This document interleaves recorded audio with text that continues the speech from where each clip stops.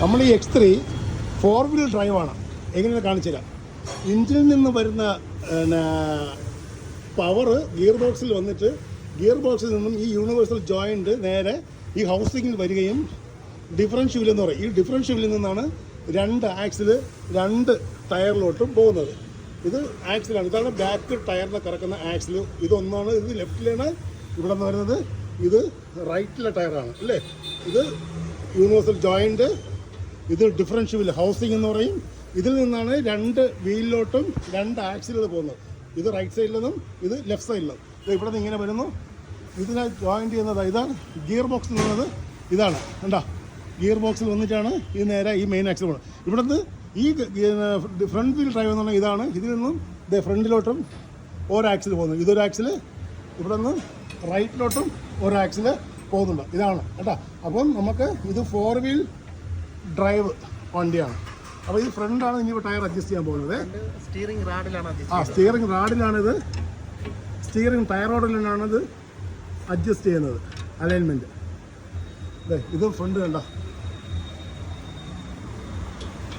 ഇതിൻ്റെ വ്യത്യാസം കണ്ടോ നോക്ക്. ഇവിടെ ചേഞ്ച് ചെയ്യുന്നതനുസരിച്ച്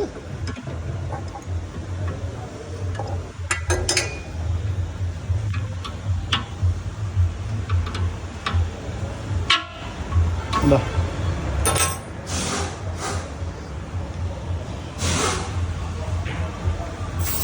മണ്ണ് കയറിയിരിക്കാൻ അതിൽ നിറയായാലും മണ്ണുള്ളതുകൊണ്ടാണ് ആ നട്ട് കറക്കാനുള്ള പ്രയാസം. ഇത് സ്റ്റിയറിംഗ് ബോക്സാണ് ഈ കാണുന്നത്. Steering box. ഇതിൽ നിന്നാണ് നമുക്ക് ആ ടയറോട് അഡ്ജസ്റ്റ് ചെയ്യേണ്ടത്.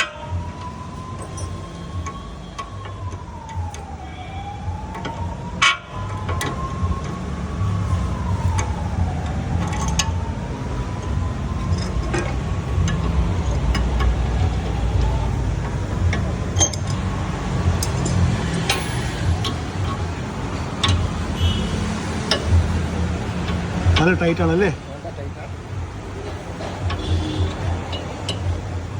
ഇത്രയും ടൈറ്റ് ആകുമ്പോൾ സ്റ്റിയറിങ്ങിൻ്റെ ബാൾസാക്കിൽ നിളയി ഒരു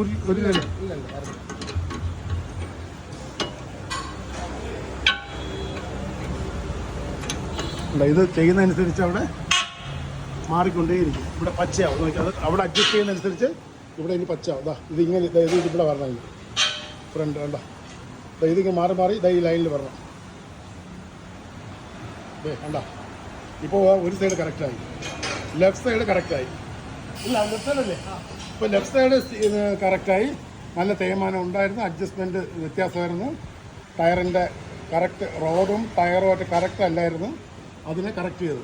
ഓക്കെ, ഇനി റൈറ്റ് സൈഡിലത് ചെയ്യാനുണ്ട്.